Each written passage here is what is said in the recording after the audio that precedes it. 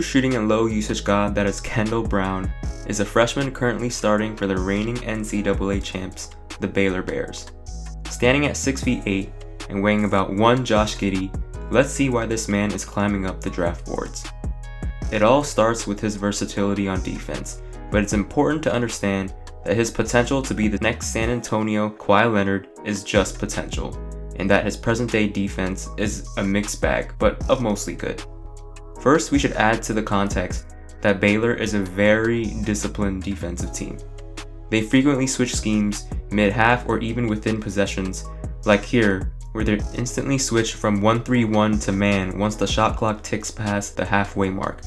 They also mix up the pace with full court presses as college teams do, with KB either playing the point of the 1-2-2 press or the wings.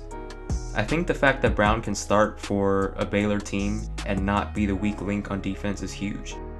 And with this we can move on to the biggest strength on defense, which is switching. In this game against Michigan State, Brown got switched onto bigger and smaller players multiple times and did not get beat off the dribble once. And I actually watched the whole game and cut every clip of when he got switched on the ball.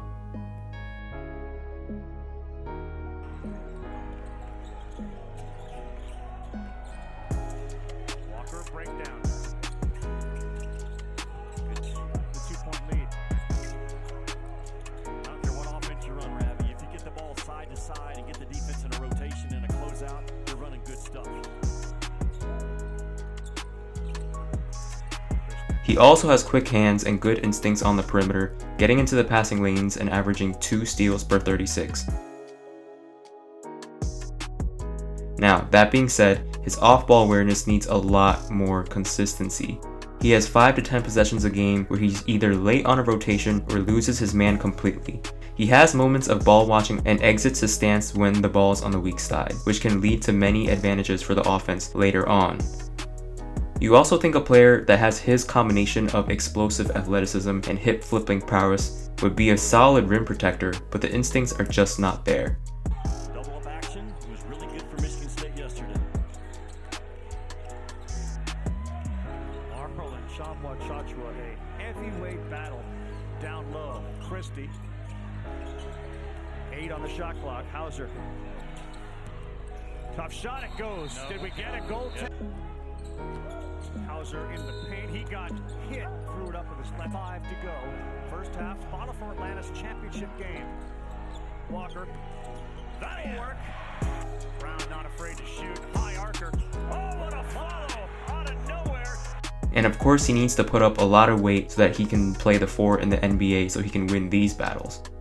Prospects of a similar physique or physical archetype in previous years, such as Evan Goatley, Denny Avdia, and Pat Williams, scaled at around 220 pounds on draft day at around the same age.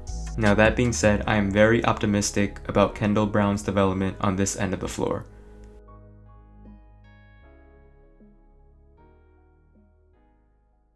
Now moving on to the other end, which is much harder for me to gauge, and this is largely because of his utter lack of usage on the Baylor offense.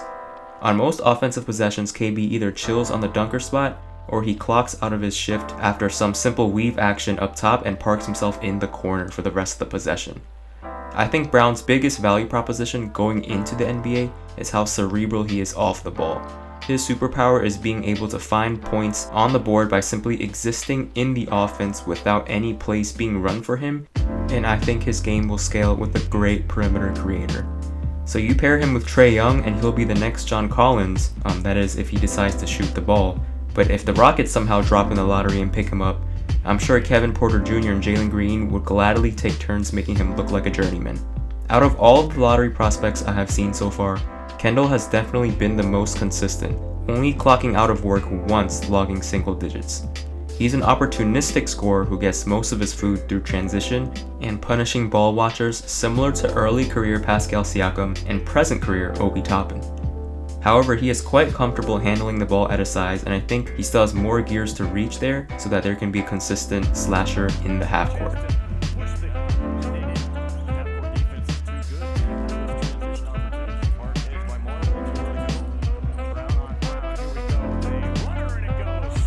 On the other hand, it looks like Brown is allergic to jump shots, taking less than 1 3 a game, and basically all of them being of the corner spot variety. And corner 3! At the moment, his shot prep is poor, either needing a dribble to get into rhythm or exaggerating his dip. He's also got that big man release package that I think is mistimed and has a hitch.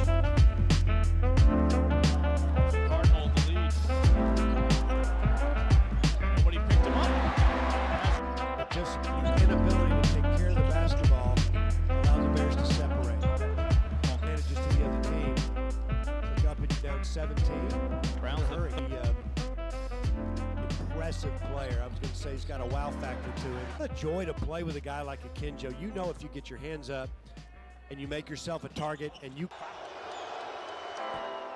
His passing numbers are very skewed because he had a 10 assist game against Nicholls State, but averaged 0.8 assists for the rest of his games. That being said, he showed some flashes with some interior big-to-big passes, and I have to watch more games to get a holistic opinion on his passing. Now, I can see him developing a half bag like Pascal Siakam has now, but for now, it's really his auxiliary skills, IQ, and defensive versatility that is carrying his draft stock. At this point, he doesn't really have actual moves that can generate him buckets in the half court. He also can't play the 5 and will not add much value beyond the perimeter at the same time. And lastly, he needs a good floor general to be maximized, all of which makes it very hard to peg which teams need his skill set the most. My best bets would be the Kings or the Blazers, and of course the Raptors are always in the run for a raw defensive wing every year.